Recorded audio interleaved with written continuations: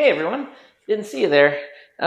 Just getting ready to start on a little more work on the Bandit, and I believe, if my calculations are correct, which they're probably not, but I think this is part 7 of this series, and we're getting into the fun stuff now. We've got a lot of new parts that showed up this week, and really going to start putting this cart back together in this episode. So why don't you all come along and let's get started.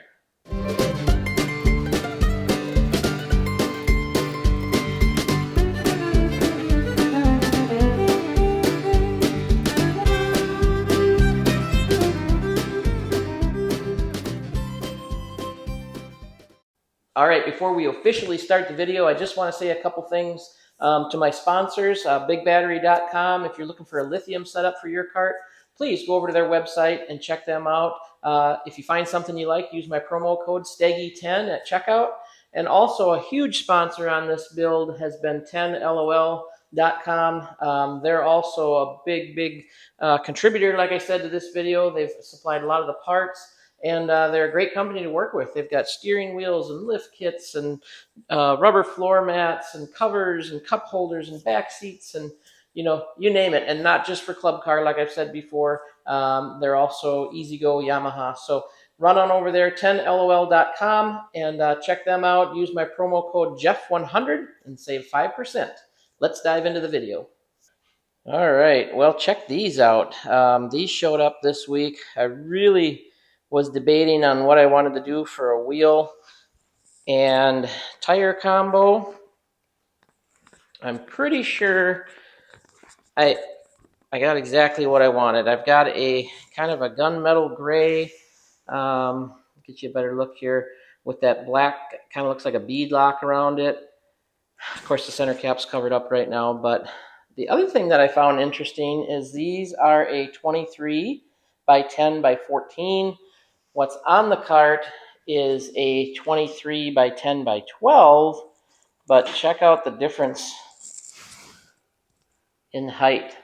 Both 23-inch tires, supposedly, but quite a bit different in height, which is fine. We've got plenty of room for it with that 6-inch lift, which we're going to talk about that here in just a little bit also. But the other thing I was really excited about is I went with these radial tires.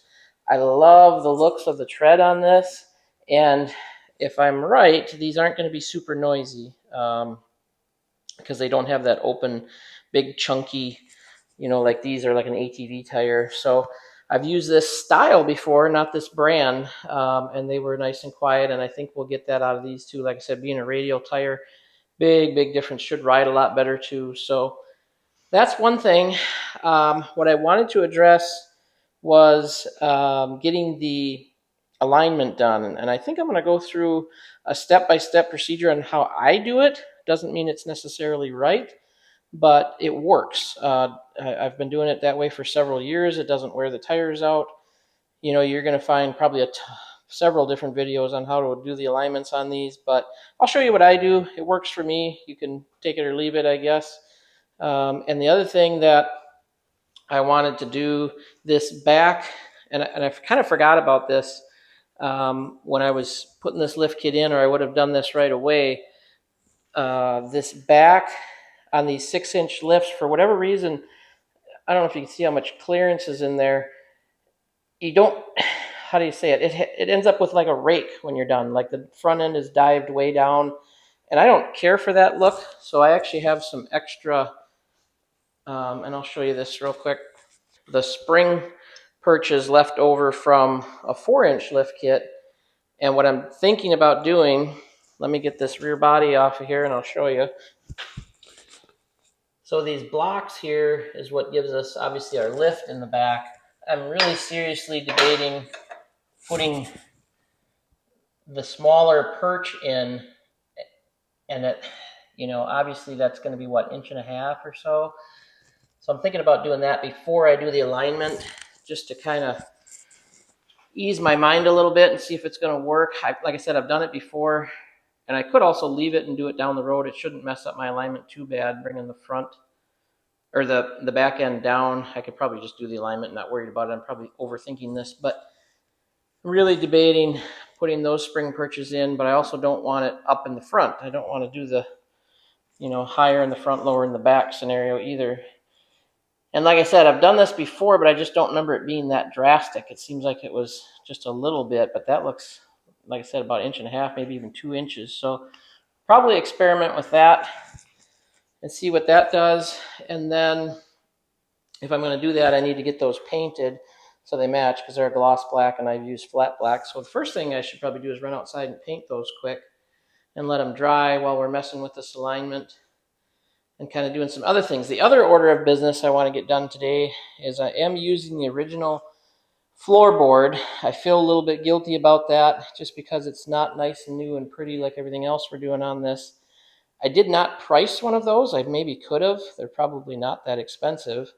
But being that this one's actually in pretty good shape, and most of it gets covered, what I want to do is, do our traditional duplicolor trim and bumper paint. There we go. In all the areas that you'll see. And then I'll go through with my Daytona 1 and probably shine up some of this underside where the wheels and tires splash up and so on. Number one, it's going to look a lot better. Number two, it'll help the kind of the mud and stuff not stick to it. So that's my plan. So if I can get those two things done today, I'd like to get obviously these new tires and wheels mounted on there and get that alignment done, see what I'm going to do with this back suspension. That's probably a good plan for today. So let's get cracking.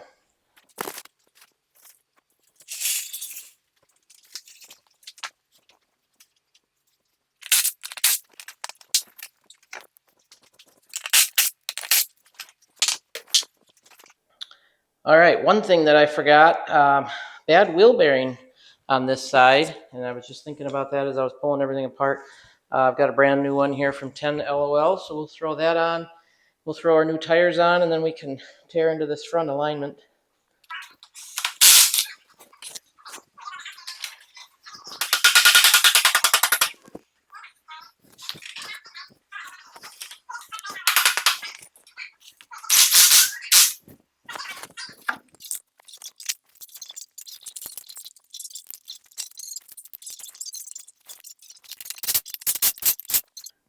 All right, got that front hub on there, and we're going to get into this alignment. Changed my mind again, surprise, surprise. I don't think I'm going to change those rear lift blocks out just yet. I'm going to kind of see how it looks when it's all together, and I don't really want to have to trim that body down to clear the tire either, because these are quite a bit taller, so I'm just going to let that ride for now. But yeah, swap the wheel bearing out, and you can see on here, just maybe not show up real well on camera, but with the naked eye, I can already see that our toe is way out. This tire is pointed way in compared to the other side. And when I take my speed square, you can see the gap I have on the bottom there, which means we gotta either bring the top in or bring the bottom out and adjust our caster and camber. And same on this side. It looks like same deal. Got not quite as bad, but we got a little bit of a gap there. So other thing I noticed as I was kind of fooling around is I never put the bolts in for the steering, so I want to do that.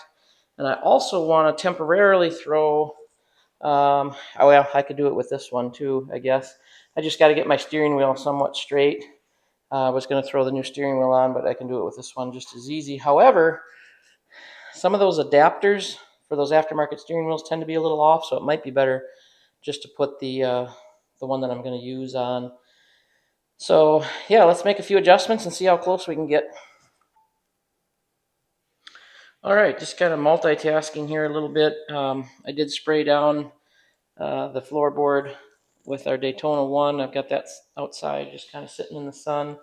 Going to adjust our camber to fix that problem with the front being out too far or the bottom being in too far, I guess. And I was going to go to the bottom and kick that out a little bit, but I've decided since I've got the body and everything off, I'm going to go ahead and just bring the top in on both sides. Needed to come in some. It's a little harder to do because you have to take that bolt out with the Allen head, and they recommend not using an impact on there. So of course, naturally, that's the first tool I grab. But we'll spin those in a little bit on each side, and hopefully get our camber real close, and then we can start messing with our tie rods and get our toe in fixed.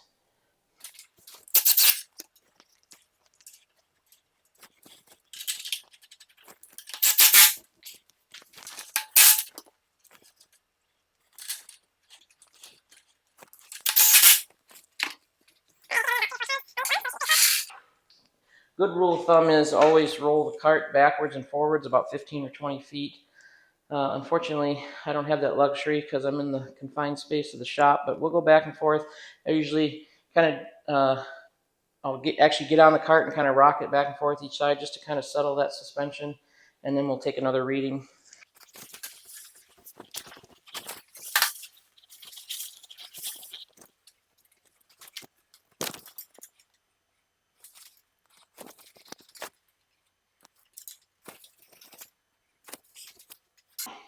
Okay, quick check with the square, and actually the driver's side needs to come back out just a little bit. Passenger side needs to go in just a little bit more.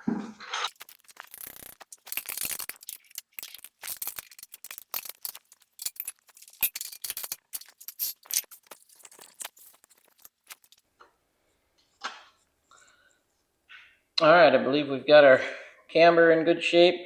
I've got it touching on both the bottom and the top of the tire without any movement in there on both sides.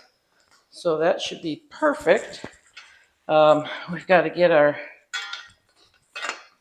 obviously our toe set. And the other thing you want to do is make sure you use the same spot on the floor each time. Find a spot, floors can be very uneven, unfortunately. So if you can get a spot that's level, that certainly helps. If you're taking a reading here and then you're taking a reading 3 feet back, you're going to bang your head in the wall. Or bang your head on the wall, I guess I should say. So now let's get our steering wheel on, and then we can adjust our toe in. Obviously that's way off now because of all the adjustments we've made on the camber. By the way, here's the steering wheel I picked out. Really like this. Feels like a good quality, a little bit bigger maybe than some of the other ones, so really liking that.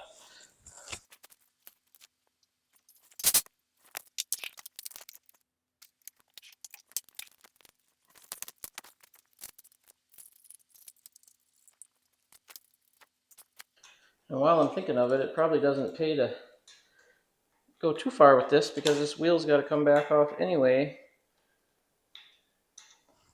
to put the floorboard in. So I'm getting a little ahead of myself as usual. All right, so now what I like to do, first of all, straighten the steering wheel. That's kind of first and foremost. And then I'll kind of run my eye down one side and the other, and I can see where I need to make my adjustments. Now that passenger side has got to come way in, just obviously you can see that with the naked eye. Once I get it close, then I'll take a tape measure onto the tread of the tire, and you can see these lines on here. I'll show you that here in just a second. Now what I'll do is I'll take my tape and make sure I'm on the same part of the tread on both sides, and I'll take a measurement.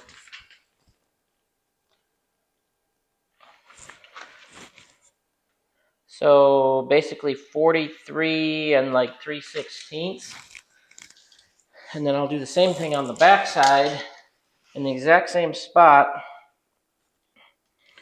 And we are like 43 and I want to say like, depends on where you take the reading, but right at probably 7/16. So we're towed in quite a bit. So we've got to go out just a little bit more.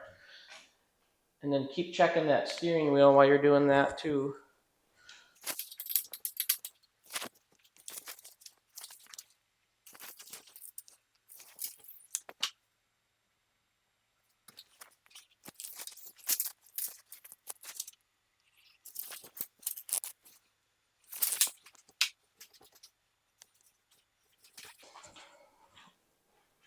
All right, took some measurements, got them basically both the same, and our camber is real good, so I'm just going to lock it down right there. It may need some adjustments as we go for a test drive. On our first test drive, the steering wheel might be a little off, but that's easy enough to do in the tie rods. But it's close enough where I'm comfortable driving it this way, so I'm going to lock it down right there. All right, alignment should be pretty close to being done, if not done.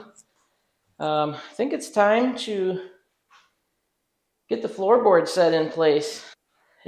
The floorboard didn't turn out as nice as I would have hoped. I probably could have gone in there either with our MRO or with the trim and bumper paint, but I think I'm just going to let it fly the way it is. I'm getting really fussy, I know, and it is underneath. I'll probably regret it later, but I think for now we're just going to throw it on the way it is. I'll get the steering wheel back off so we can slide that down over the top. Mainly because I'm getting kind of anxious to, have this thing start looking like a golf cart again, for one. And yeah, two, it's probably time. I mean, it's been apart a long time, and basically the only piece of the puzzle we're waiting on yet is seat covers and our big battery. So we'll be close to taking this thing for another test drive pretty soon.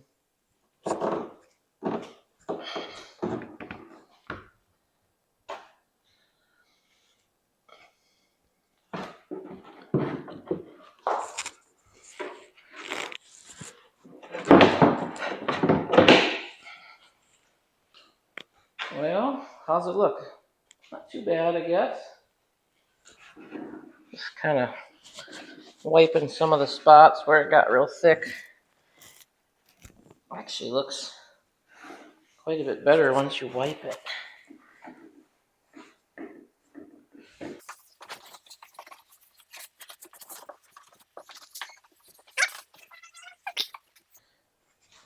Well, I just tightened up my shock bolts. I had never done that. Looks like I gotta do some leaf spring bolts yet. And then I think I'll throw the new rear tires on. All right, got a couple things done off camera. Tightened up some of the bolts that I forgot. Hit the bolt heads with some spray paint just to kind of make those blend in a little more.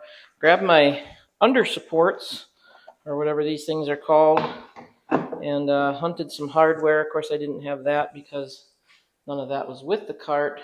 I don't know if I told you, but I did get a brand new battery bucket. I've got brand new rear body assembly, brand new rear bumper, because we were missing all that. So that's going to look pretty sharp. And in this box, it's kind of a surprise. We'll get to that a little later on. But I think my goal for the rest of today is get kind of this rear underbody on and set that battery tray in there. Just kind of help clean up the garage from having parts scattered all over. And that'll be a little easier to get the other cart in and out and so on. So I think that's the plan. Oh, one thing I forgot. I did want to finally convince myself I was going to put those other lift blocks in, tore it all apart, and then realized the U-bolts aren't threaded long enough to use those shorter ones, so I'll have to get different U-bolts if I'm going to do that.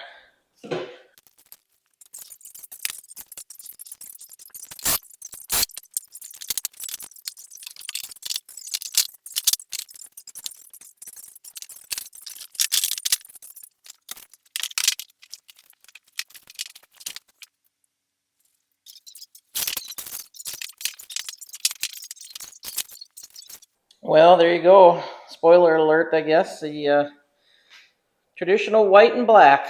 I really like the white and black look. What do they call it? Gunmetal gray with our gray frame, I think, is looking pretty good. Got a long way to go on this guy, but making progress. I didn't fasten anything down. Battery tray and everything is still loose in here. Just kind of got it sitting here, like I said, make room in the garage a little bit so I can kind of tuck it off to the corner and get my other cart in and out pretty easy. Let's dig into this box, and I'll show you everything I bought. I know the suspense is killing you, so let's take a look.